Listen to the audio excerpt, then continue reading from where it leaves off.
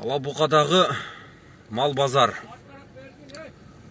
Мал базарда ар воскресенье күнү мына ушинтип ары бир өткөндөргө жол тыгыны жаралат.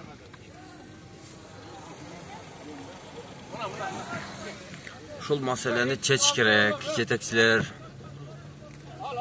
парковка маселесин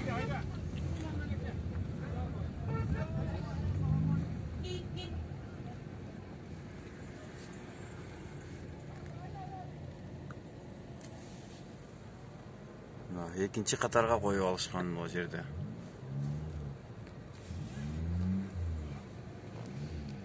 Бул биякта да экинчи катар.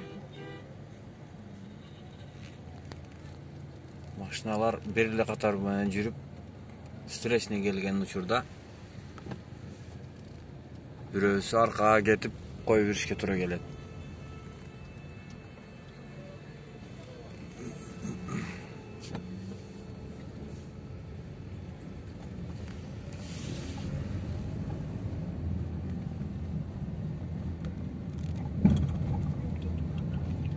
Азыр мал базар таркап аткан учур. Мал базар кызуу жүрүп аткан учурда тыгын аябай көпкө созулат.